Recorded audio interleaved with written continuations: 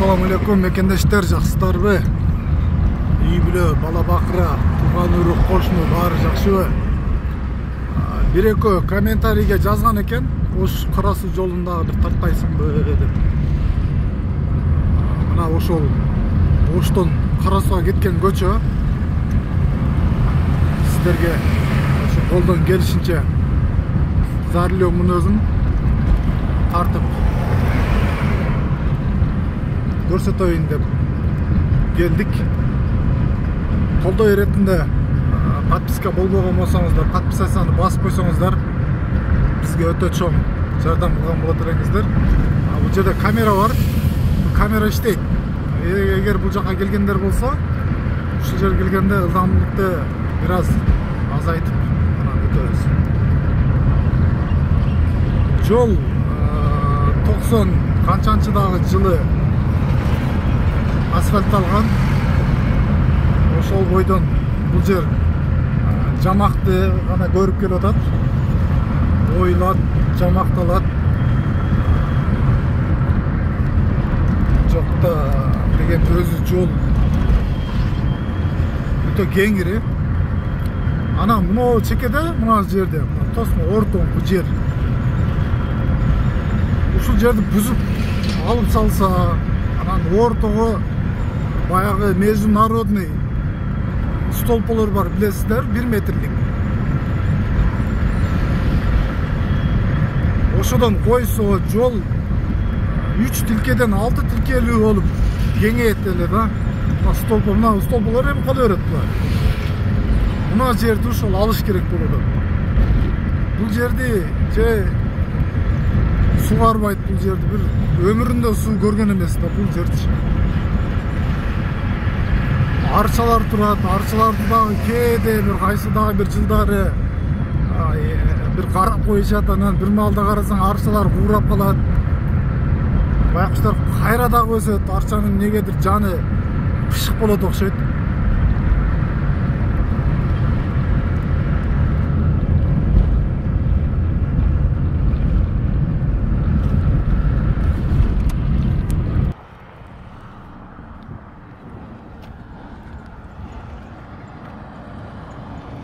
Будан нарагы арты бул элдердин үлүшү болуп калат. Жолдун акыбалы мына. Бул таштар каяктан чыкты десеңиздер, мына. Мына жерлерди казган, ушу чекеге таштап кете берген мына. Жол башкармалыгы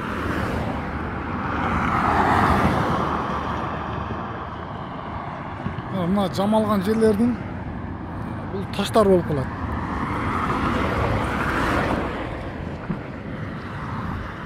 Ушуну Ош мэрия же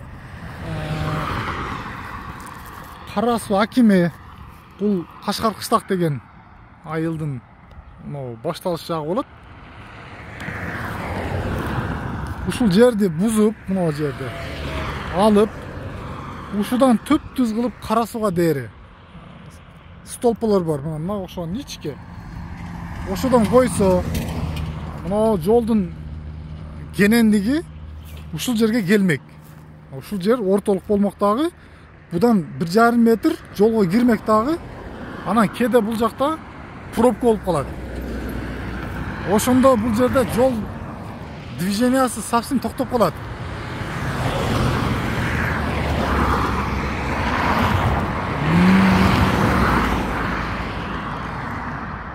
Ондай болгон тазалыктарды коюп, Кашкар кыштак былтыр жакшы иштеген. Эмнегедир быйыл уже карабай коюптур. Ондай болгон эскилиги жетип.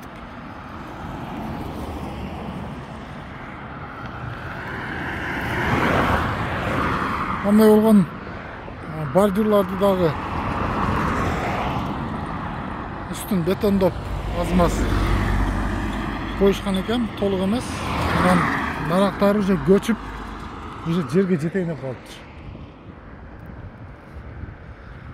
Бул система, мына проект. Бул менимче бир СССР маалынан калган проект да. Бул азыр эч бир өлкөдө мындай жер граница болбосо керек. Болсо дагы гүлдөтүп, бактарактарды эгип, сонун кылып жашылдантып койгон. Бирок бизде эми мындай ал даражага жете албайбыз. Ошого буларды эң жакшысы алып,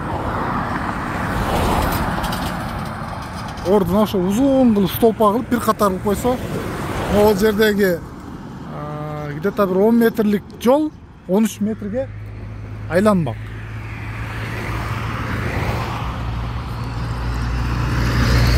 Бул жакта ошол башка чет жактарга чыксаңыздар, мындай тротуардын түктөрү таптаза болуп асфальт болуп турат го. Бизде бирок ушундай көрүнүш болот. Анан жолдун деңгээли дагы анчейин жакшы эмес. Бирок монтип катуу жүрүшөт машиналар. Өтө катуу жүрөт. Анан кээде ойлонуп калам өзүм. Бул жерге асфальт болуп калса кандай болот деп. Эгер асфальт болуп калса, Кудай сактасын, авария көп болуп кетсе керек бул жерде. Анткени жолдун состояниясы ушул болсо, ушул деңгээлде өтө катуу жүрүшөт машиналар.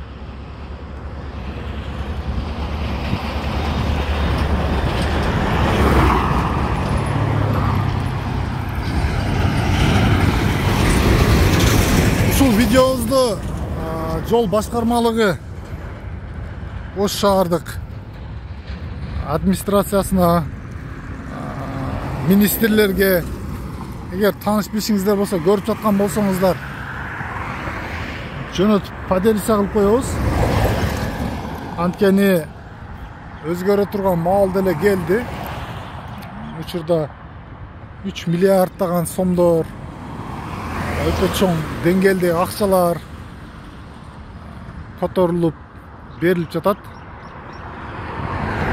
Ошонун артында ушул жолубузду дагы оңдоп алышыбыз керек, сылтоо мененчи. Болбосо бул жолдун абалы өтө оор деңгээлге уже жетип келди. Уже кече жакында мындай болгон, ямаларды жамаган, бирок кайра эле ушул тешиктер пайда болуп калды да, мына ошол жерлерчи.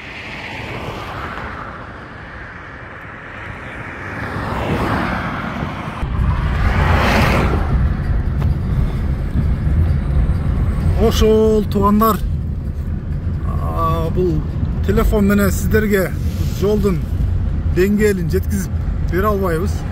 Анан мына чекени дагы бир карап өтсөңүздөр, мына өтө эле немелерди, асфальттарды канча жыл болсо ошончо жыл ушул жолдун четине таштап кете берген.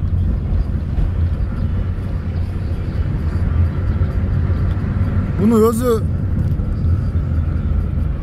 ошол чуккан адамдар, жумушчулар ушу жүктөп кете турган машинесине салып алып кетип, буну бир жолу жок кылыш керек эле, же иштеп чыга турган мекемеге тапшырыш керек эле. Бирок жок, андай эмес.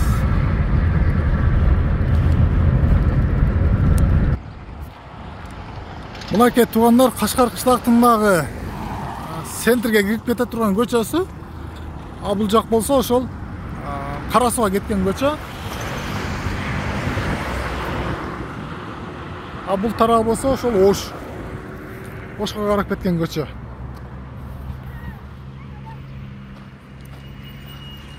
Анан дагы өтө сонун бир жакшы ишти көрсөткүм келет.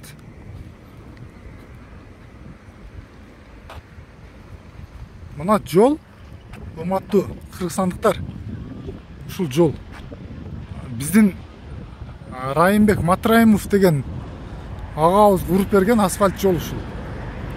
Кээ бирөөлөрү жаман көрөт, кээ бирөөлөрү жактырбайт. Бирок эмне иш кылып берди айылына десе, ушул жолду көрсөтсөм адашпайм го дейм. Эми жоктон көрү ушул жол дагы урулуп калган. Бирок бир убакта бул жолдор бир сазга окшогон бир мындай чөгүп кете турган жол болчу. Бул жака эч кандай бир машина жүрбөй да калган акыркы убакыттарда. Анын бул жерди ошол Райымбек Матраимовдун атынан ушул жыл асфальт болгон толугу менен. Мынакей кандай сонун, эч бир жеринде бир яма жарылган жер жок, опушун жок будачы. Эми ал кишини макташ, даңташ эмес, просто Алланын дагы алдында адам адилеттүүлүктү дагы айтып өтүш керек.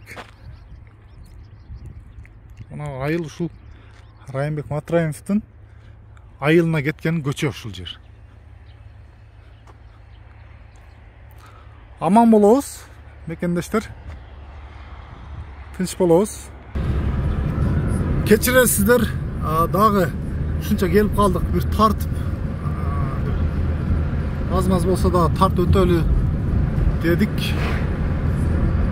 Негедир бул жакка дагы чоң жүк машиналар келди.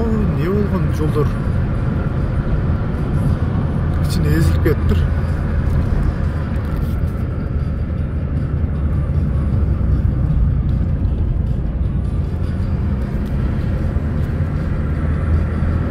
Жолдун деңгээли өтө жакшы даражада.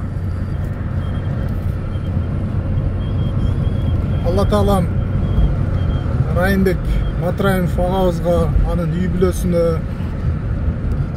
ар дайым өзүнүн берекесин, өзүнүн байлыгын, ыйманын бере берсин деп дуа кылабыз. Анткени ушундай жолду болсо дагы өзүнүн айылдаштарына салып берген, жакшыбы жаманбы, ал кишини мен өзү негизи тааныбайм деле, көргөн деле эмесмин.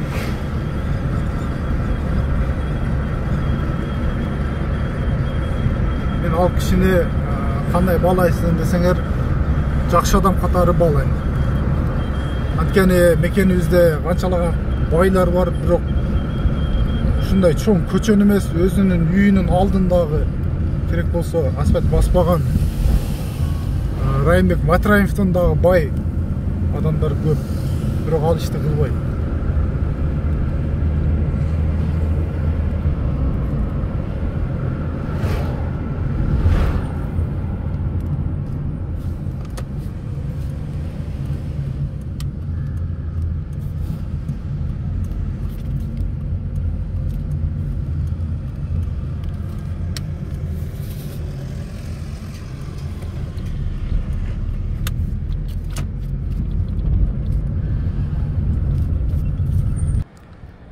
Ошол туугандар, аман болуңуздар, тынч болуңуздар. Ар бир үйгө Алла таалам берекесин берсин, тынчылыгын берсин. Колдогонуңуздар үчүн терең ыраазычылык билдиребиз. Чоң рахмат.